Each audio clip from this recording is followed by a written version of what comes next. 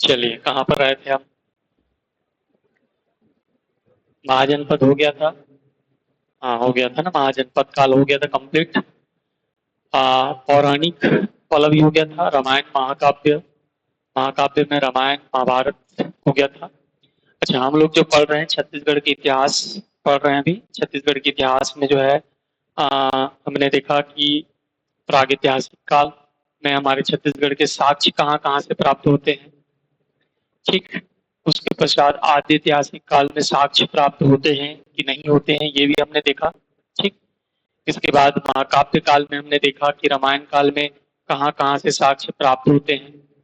महाभारत काल में हमारे छत्तीसगढ़ से साक्ष्य कहाँ कहाँ से प्राप्त होते हैं, ये सारी चीजें हम जो है देख चुके हैं। ठीक है, कंप्लीट हो गया ये। अब जो हम पढ़ेंगे वो है मौर्यकालीन साक्ष्य हमारे छत्तीसगढ़ से कहाँ कहाँ प्राप्त होते हैं। सातवाहन कालीन साक्ष्य कहाँ कहाँ से प्राप्त होते हैं, ये सारी चीज हम पढ़ेंगे। ठीक है, क्योंकि यहाँ से भी सवाल जो है बनता है। सबसे पहले मौर्य काल में आते हैं। ठीक। मौर्य काल, महाजनपद हो गया, मौर्य काल।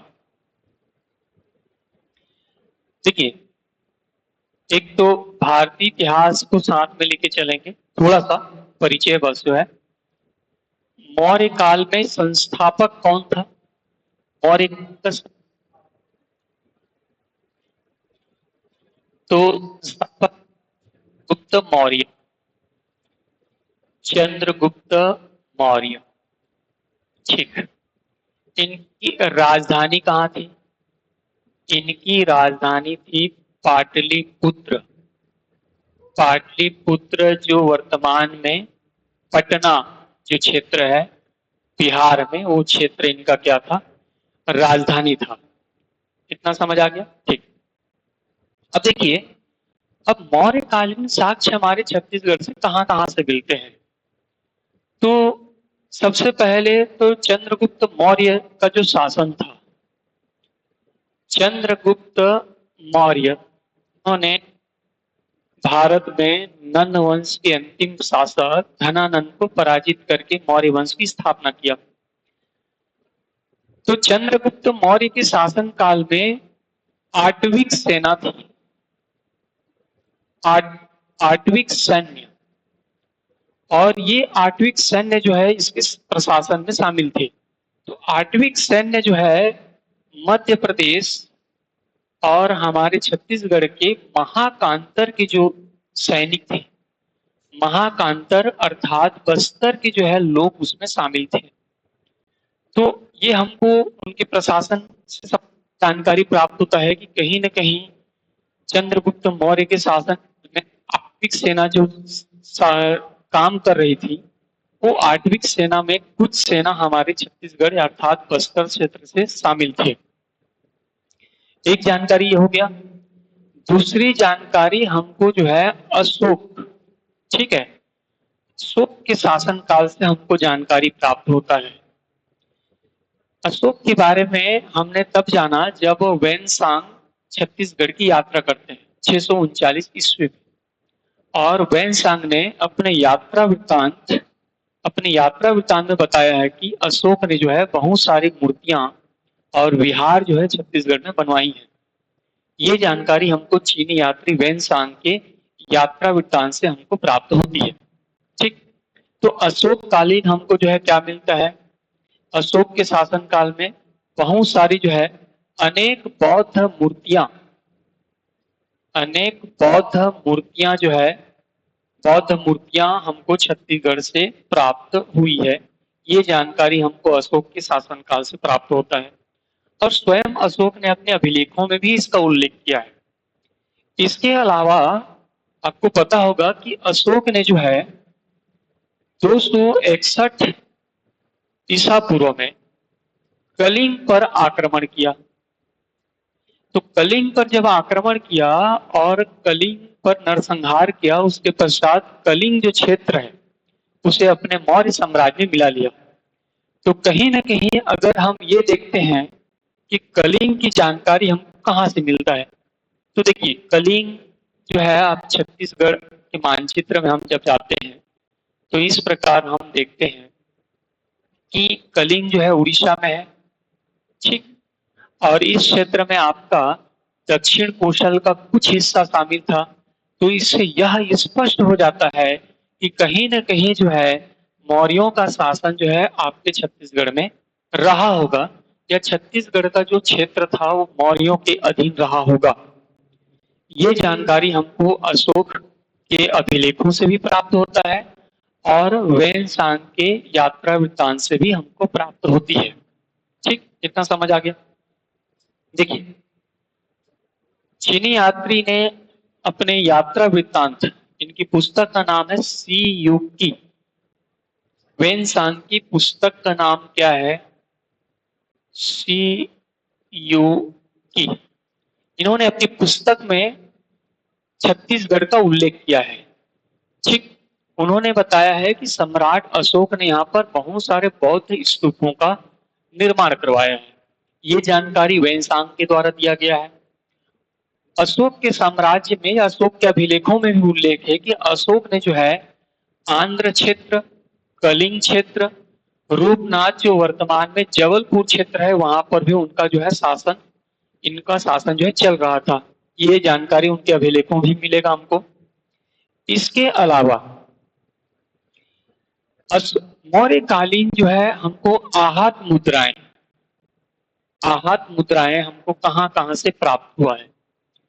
सबसे पहली बात, आहत मुद्राएं क्या है ये जानना होगा आपको। तो आहत मुद्राएं जिसको पीट कर या पंच करके बनाई जाती थी, इन्हें पंच मार्क सिक्का भी कहा गया है। पंच मार्क सिक्का कहा जाता था, इन्हें पीट कर बनाई जाती थी।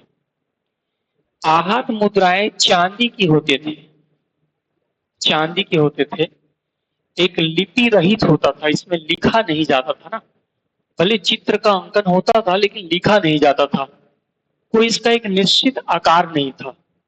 तो ऐसी मुद्राएं हमारे छत्तीसगढ़ में रायपुर के तारापुर क्षेत्र से, आरंग जो रायपुर में है, और उड़ेला क्षेत्र से प्राप्त हुआ है। तीनों रायपुर में है, तारापुर, आरंग और उड़ेला क्षेत्र में हमको आहत मुद्राएं प्राप्त हुआ है।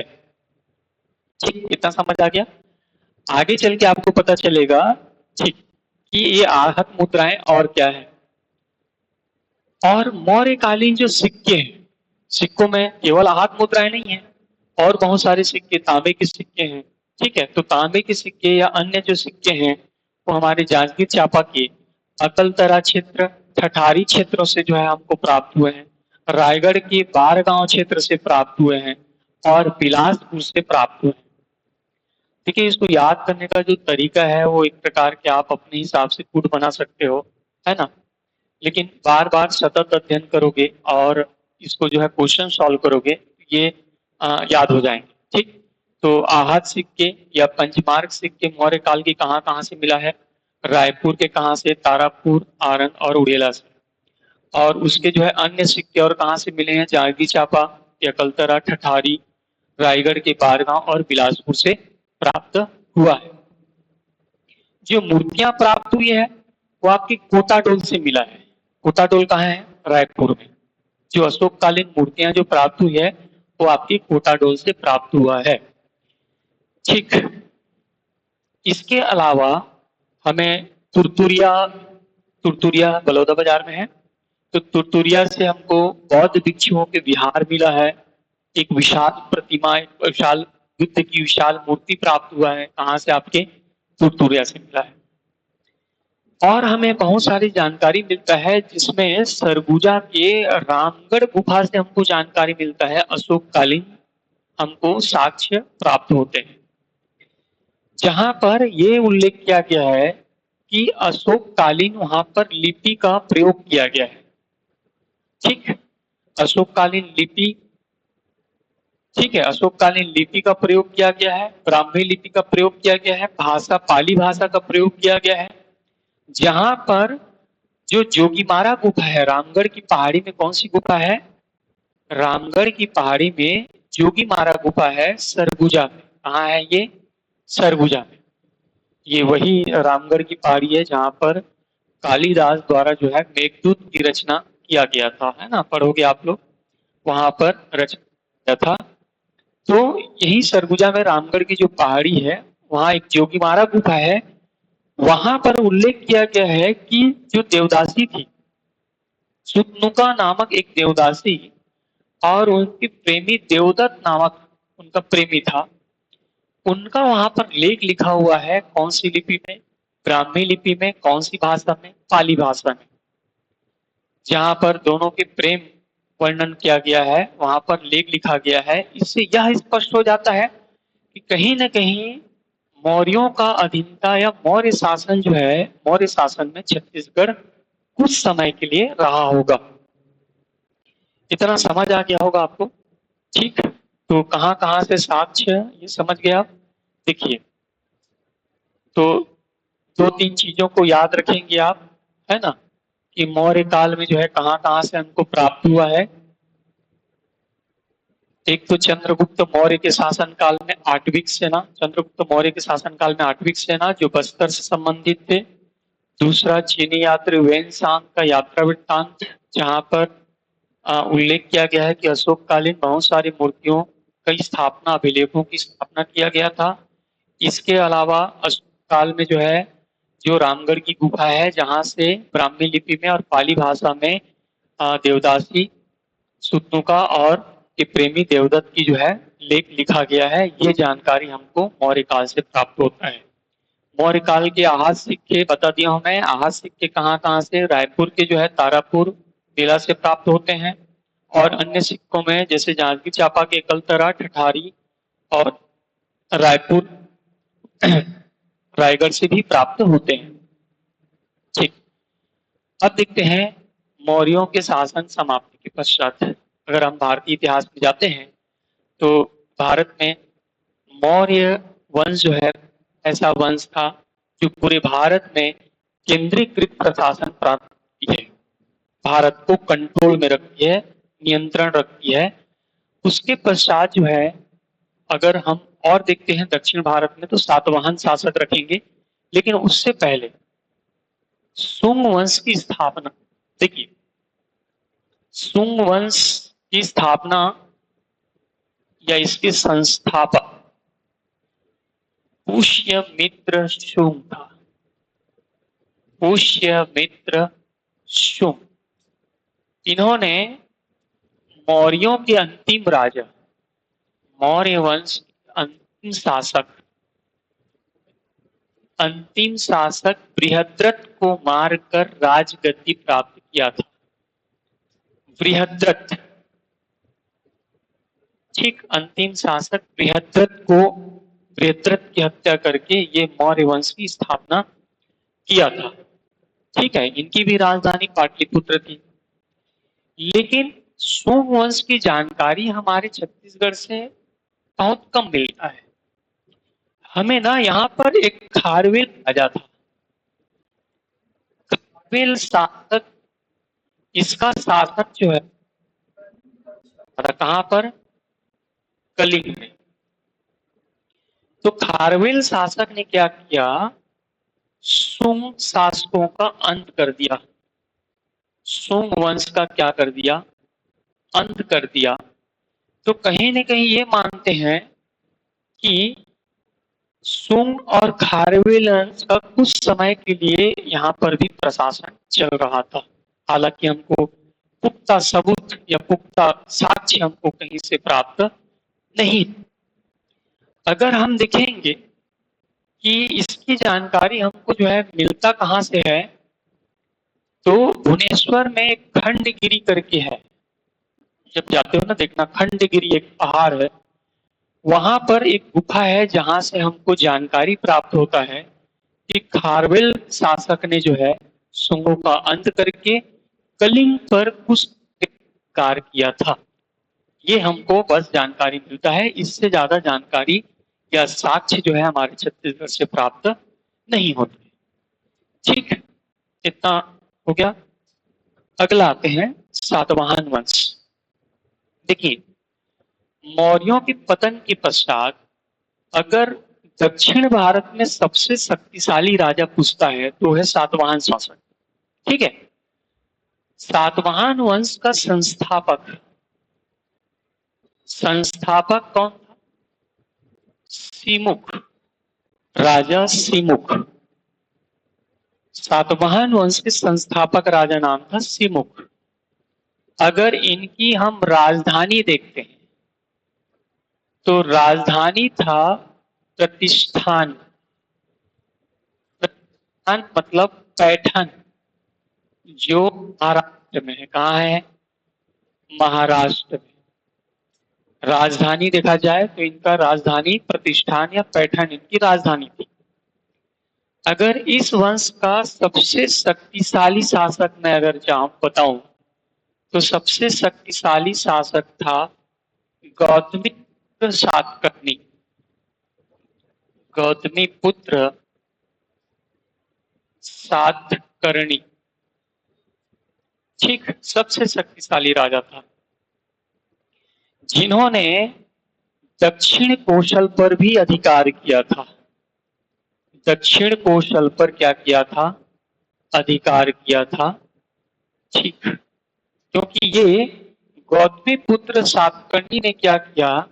राजा जो खारवेल था, खारवेल को पराजित करके उसके जो कलिंग क्षेत्र है उसको अपने अधिकार में ले लिया था।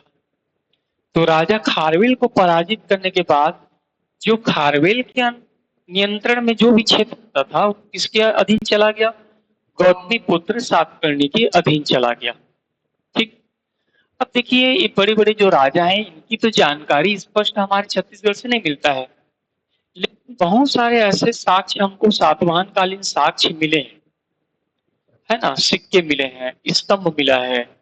तो इससे यह स्पष्ट हो जाता है कि छत्तीसगढ़ में सातवाहनों का शासन कुछ समय के लिए रहा होगा, ठीक। जैसे हम बात करेंगे मुद्रा की, सिक्कों की बात करते हैं, तो सातवाहन कालीन सिक्के कहाँ कहाँ से मिले हैं? एक बालपुर से मिला है। कहाँ से मिला है? बालपुर, रायगढ़। मल्हार से मिला है। दो जगहों से सातवाहन कालीन सिक्के हमको, सिक्कों की जो है साक्ष्य प्राप्त होते हैं। सातवाहन काल में जो है रोम कालीन जो सिक्का उस समय चलता था, रोम कालीन सिक्के हमको बिलासपुर के चकरबेड़ा नामक स्थान से प्राप्त होते हैं। याद रखना, रोम कालीन सिक्के चकरबेड़ा प्राप्त होते हैं, ठीक। इसके अलावा शक्ति दमोदरा, शक्ति दमोदरा, वहां से हमको जो है नाम एक अभिलेख, क्या है वहां पर? गुंजी नामक अभिलेख है, जिसे ऋषभ तीर्थ भी कहा जाता है ना, ठीक। क्यों कहा जाता है? कहीं न कहीं जैन धर्म से संबंधित है, ठीक है, ऋषभ देव से संबंधित है, इसलिए उस स्थान को ऋषभ तीर्थ के नाम से भी जानते हैं। तो गुंजी नामक स्थान से हमको सातवाहन शासक कुमार वर्दत श्री नामक राजा का उल्लेख प्राप्त होता है। अभी भारतीय इतिहास में मिलेगा भाई ये कुमार वर्दत श्री कौन है, नहीं मिलेगा, लेकिन छत्तीसगढ़ के इतिहास में कुमार वर्दत श्री की जो है जानकारी मिलेगी, जहां पर एक लेख लिखा गया है, ठीक है। क्या लिखा गया है? लेख लिखा गया है, और उसी लेख में ये बताया गया है कि कुमार वर्दत ने अपने शक्ति विस्तार के लिए लाखों गायों की दान किया था। ये ब्राह्मणों को लाखों गायों की जो है दान किया था, ये जानकारी हमको प्राप्त होती है कहां से? गुंजी शिलालेख से हमको प्राप्त होती है। एक जानकारी हो गया, ठीक। दूसरा है काष्ठ स्तंभ। काष्ठ स्तंभ हमको शक्ति किरारी, है ना, शक्ति में एक किरारी नामक स्थान है, चंद्रपुर के पास है किरारी, वहां से हमको जो है एक काष्ठ स्तंभ प्राप्त हुआ है, लकड़ी का बना हुआ एक स्तंभ प्राप्त हुआ है। अगर आज आप लोगों ने नहीं देखा होगा तो गुरु घासीदास संग्रहालय में इसको रखा गया है। उसी काष्ठ स्तंभ में वहां पर उनके अधिकारियों का, किनके अधिकारियों का? सातवाहन कालीन जो अधिकारी हैं उनकी हमको उनके अधिकारियों के पद नाम की जो है जानकारी प्राप्त। देखो गुंजी से हम क्या मिलेगा, शक्ति विस्तार के लिए लाखों गायों की दान की जो है जानकारी मिलेगा। लाखों गायों की दान ब्राह्मणों को किया गया, ये हमको जो है जानकारी प्राप्त होगा। और कास्ट स्तंभ से हमको क्या मिलेगा कि सातवाहन कालीन अधिकारियों के पद नाम की जो है जानकारी मिलेगा कि कौन कौन सा पद जो है उस समय थे जो शासन को संचालित करने में महत्वपूर्ण भूमिका निभाते थे। ये जानकारी हमको कास्ट स्तंभ से प्राप्त होगा, जो कहां से मिला है, किरारी नामक स्थान से प्राप्त हुआ है, शक्ति चंद्रपुर के पास। ठीक, तांबे के सिक्के मिले हैं किस काल के, सातवाहन काल के, जो आयताकार है। कैसे हैं, आयताकार, ये इस प्रकार आयताकार है। ठीक है, एक तरफ जो है यहाँ पर हाथी का चित्र है, ठीक, एक तरफ यहाँ पर स्त्री का चित्र है और एक नाग का चित्र मिलेगा आपको। ये जो है चित्र अंकित जो है सिक्के हमको तांबे के सिक्के प्राप्त होते हैं, कौन से काल के, सातवाहन काल।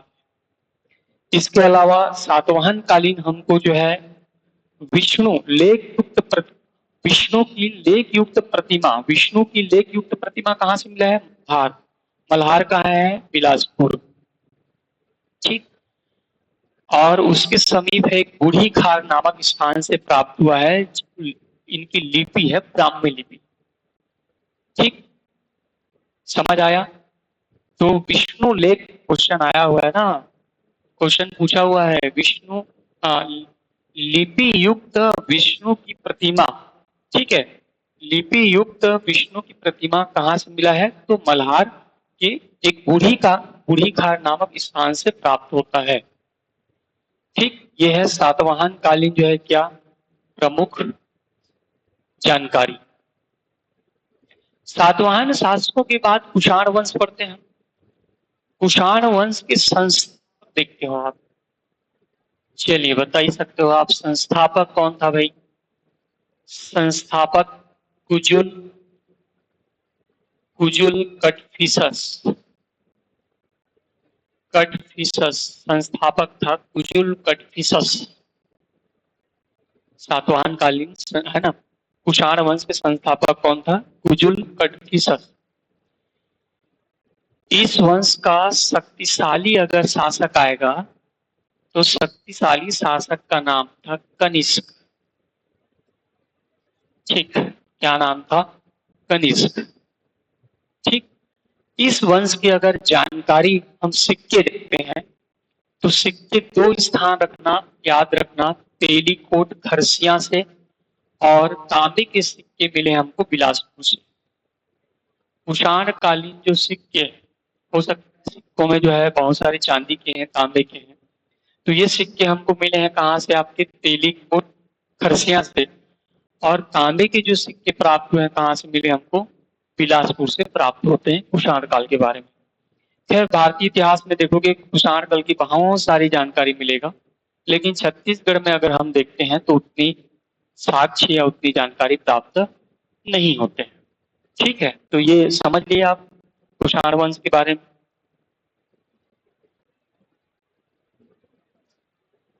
चलिए अगला हम आते हैं गुप्त वंश।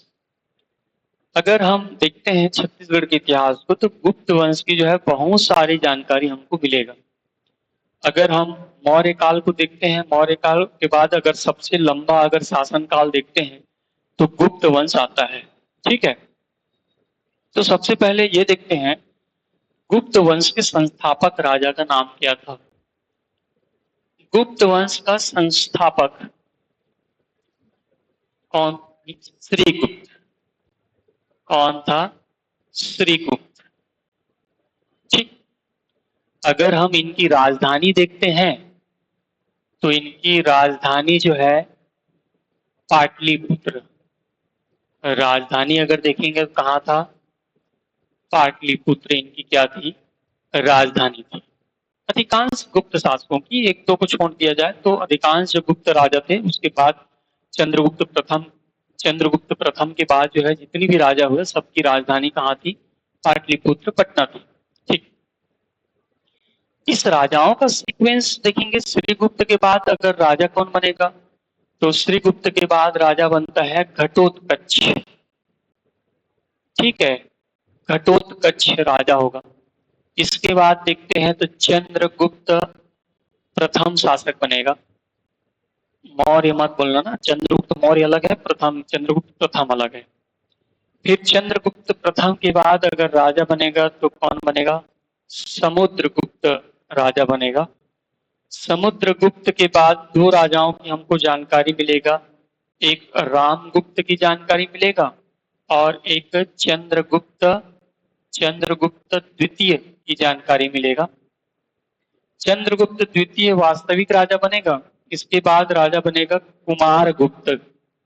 कौन बनेगा? कुमारगुप्त शासन शासन करेगा। कुमारगुप्त के बाद और स्कंदगुप्त भी आ जाएगा। तो इस प्रकार गुप्त वंश का शासन भारतीय इतिहास में हम देखते हैं। लेकिन अब जो है हमको क्या क्या यहाँ से जानकारी मिलेगा? देखो, श्रीगुप्त और घटोत्कच, इनके बारे में हमारे पास कोई भी जानकारी छत्तीसगढ़ से तो जानकारी मिलता ही नहीं। ठीक है, चंद्रगुप्त प्रथम के शासन काल में गुप्त संवत जारी हुआ। तो गुप्त संवत जारी हुआ तो कहीं ना कहीं छत्तीसगढ़ में कुछ समय के लिए गुप्त संवत, गुप्त जो संवत था उनका कैलेंडर था उसको अपनाया गया था, ये जानकारी है। समुद्रगुप्त के बारे में तो हमको बहुत सारी जानकारी मिलता है, क्योंकि समुद्रगुप्त ने जो है दक्षिण अभियान चलाया था। और दक्षिण जब अभियान ये चलाते हैं तो इस दक्षिण अभियान के बारे में एक हरिशेन नामक जो है लेखक थे, हरिशेन करके कवि थे हरिशेन। इन्होंने प्रयाग प्रशस्ति लिखा है। क्या लिखा है? प्रयाग प्रशस्ति का इन्होंने लेख लिखा है। इसी प्रयाग प्रशस्ति में बताया गया है कि जब समुद्रगुप्त दक्षिण अभियान चलाते हैं तो ये जो है छत्तीसगढ़ यानी कि दक्षिण कौशल के राजा को पराजित करेंगे। दक्षिण कौशल के राजा को पराजित करेंगे। राजा उस समय महेंद्र थे। और ये जो है महाकांतर, महाकांतार की बात हो रही है तो ये बस्तर की बात कर रहे हैं ये। और बस्तर के जो है राजा व्याघ्रराज को पराजित किए थे।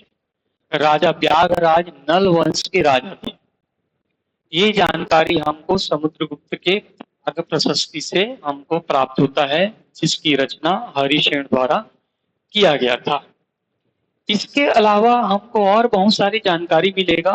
ठीक है, यहाँ पर उल्लेख भी कर दिया हूँ। गुप्त काल में मध्य छत्तीसगढ़ को क्या कहा जाता था? दक्षिणापथ, क्या बोलते थे? और मध्य छत्तीसगढ़ मतलब ये, मैं एक मानचित्र बना रहा हूँ। ठीक है, ये देख सकते हो आप। मान लीजिए ये छत्तीसगढ़ का मानचित्र है ना। ठीक है, ये छत्तीसगढ़ की क्या है? मानचित्र। तो मध्य छत्तीसगढ़ मतलब इतना क्षेत्र, ये देखिए ये वाला हिस्सा। तो मध्य छत्तीसगढ़ को बोलते थे दक्षिणापथ। और महाकांतर जो क्षेत्र होता था, ये वाला एरिया को हम बोलते हैं महाकांतर। इसको बोलते थे क्या? ठीक है, बस्तर को महाकांतार कहा जाता था, महाकांतार कहा जाता था। और इसे बोलते थे दक्षिणापथ। क्या बोलते थे इसको? दक्षिणापथ। तो दक्षिणापथ मतलब बस्तर मत डाल, है ना। दक्षिणापथ मतलब इसका मतलब है कि जो उत्तर से ना दक्षिण में जो क्षेत्र है उसको, इसीलिए इसका नामकरण क्या किया गया? दक्षिणापथ कहा गया। तो मध्य छत्तीसगढ़ को दक्षिणापथ और बस्तर को क्या बोलते थे? महाकांतार क्षेत्र कहा गया था। अब छत्तीसगढ़ की जानकारी प्रयाग प्रशस्ति। प्रयाग प्रशस्ति किसके द्वारा लिखा गया है? हरिशेन द्वारा लिखा गया है। ठीक, जहां पर दक्षिण विजय के बारे में उल्लेख किया गया है। क्या है? दक्षिण विजय के बारे में उल्लेख किया गया है। गुप्तकालीन सिक्के बहुत सारे जगहों से गुप्त काल के जो है सिक्के प्राप्त होते हैं। इससे हमको गुप्तकालीन साक्ष्य हमको प्राप्त होते हैं।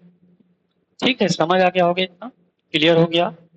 तो बेसिक जो चीजें हैं कि गुप्त वंश के संस्थापक कौन है, श्रीगुप्त, राजधानी इनका पाटलिपुत्र। जो जानकारी हमको मिलता है, सबसे ज्यादा जानकारी हमको जो है गुप्त समुद्रगुप्त के बारे में हमको प्राप्त होता है, जहां पर दक्षिणा विजय के समय जानकारी मिलता है। ठीक है, उल्लेख नहीं किया हूं तो मैं यहाँ पर लिख दे रहा हूं। सबसे पहले समुद्रगुप्त। ठीक है, तो हमको समुद्रगुप्त के बारे में क्या क्या जानकारी मिलेगा, देखो।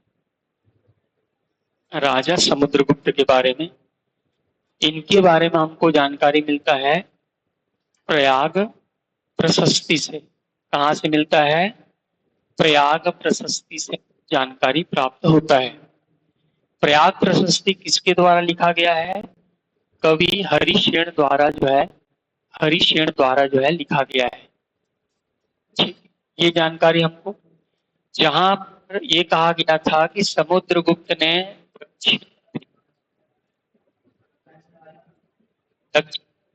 आया और दक्षिण अभियान के दौरान इन्होंने दक्षिणापथ दक्षिणापथ के राजा महेंद्र को पराजित किया। ठीक है, किसको पराजित किया, राजा महेंद्र को पराजित किया। अब राजा महेंद्र किस वंश के राजा थे, तो बहुत सारे अलग अलग जानकारियों में इसको दो जानकारी दिया गया है। या तो इनको ये कहा गया है कि ये सरव वंश का क्या था, सरव वंश का ये जो है राजा था। और एक जानकारी हमको ये भी मिलता है कि ये वाकटक वंश, वाकटक वंश का ये सामंत के रूप में हमको जानकारी प्राप्त होता है। ठीक है, तो दक्षिणापथ के राजा को पराजित किया एक। दूसरा, महाकांतार के राजा, महाकांतार के राजा व्याघ्रराज को पराजित किया।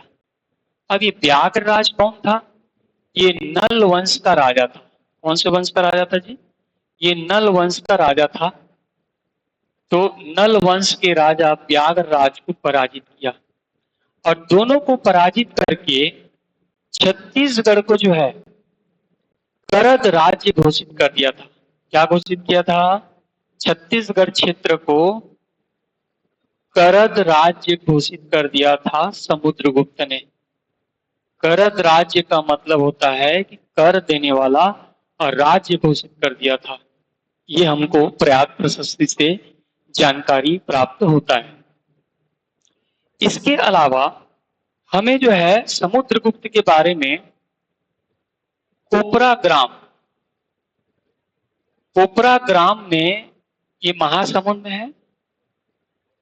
ठीक, तो कोपरा ग्राम महासमुंद से हमको जो है समुद्रगुप्त के एक सिक्के मिला है, या गुप्तकालीन क्या मिला है, यहाँ पर गुप्तकालीन हमको यहाँ से सिक्के प्राप्त हुआ है, सिक्के। ठीक है, यहाँ से हमको एक गुप्तकालीन सिक्के प्राप्त हुआ है, इसकी जानकारी हमको प्राप्त होता है। इसके अलावा बहुत सारे जो कहानियां हैं, कथन है, किंवदंतियां हैं, उसमें ये कहा गया है कि जब समुद्रगुप्त दक्षिण अभियान चलाए थे, तो ये दक्षिण अभियान के दौरान, दक्षिण अभियान के दौरान जो है जिस स्थान पर ये रुके थे, या जिस स्थान पर इन्होंने विश्राम किया था, विश्राम किए थे, उस जगह को ही महासमुंद कहा गया। क्या कहा गया, महासमुंद। तो जिस स्थान पर ये रुके थे, विश्राम किए थे दक्षिण अभियान के दौरान, इसीलिए इस जिले का नाम ही क्या पड़ गया, महासमुंद पड़ गया। ये हमको जानकारी प्राप्त होता है। ठीक, क्लियर हो गया। इतनी बातें हमको जो है, इतनी बातें हमको जानना है किसके बारे में, समुद्रगुप्त के बारे में। ठीक, समुद्रगुप्त के बाद जो है हम बात करेंगे, देखो समुद्रगुप्त को बच्चे थे, या उनके दो पुत्रों की जानकारी प्राप्त होता है। समुद्रगुप्त के जो है एक का नाम रामगुप्त और एक का चंद्रगुप्त द्वितीय। चंद्रगुप्त विक्रमादित्य चंद्र, जिसे हम क्या बोलते हैं, विक्रमादित्य के नाम से ये जो है फेमस थे। ठीक। तो रामगुप्त ने जो है कांच के सिक्के चलाया था। किसका सिक्का? कांच के सिक्के चलाया था। इसके भी जो है साक्ष्य जो है छत्तीसगढ़ से प्राप्त होते हैं। ये जानकारी हमको प्राप्त होता है। इसके अलावा चंद्रगुप्त की बात करें तो चंद्रगुप्त द्वितीय, ठीक, इन्होंने, इनकी पुत्री का नाम था प्रभावती। पुत्री का नाम क्या था? चंद्रगुप्त द्वितीय की जो है पुत्री का नाम था प्रभावती। प्रभावती का इन्होंने विवाह जो है वाकटक शासक, वाकटक शासक रुद्रसेन द्वितीय से किया था। रुद्रसेन द्वितीय से इनका विवाह हुआ था। किसका? प्रभावती का। ठीक। तो ये कह सकते हो कि रुद्रसेन द्वितीय जो वाकटक राजा थे वो गुप्त वंश के दामाद थे। ठीक। अब ये होता है कि रुद्रसेन द्वितीय जो है अल्प आयु में इनकी क्या हो जाएगी? अल्प आयु में इनकी जो है मृत्यु हो जाती है।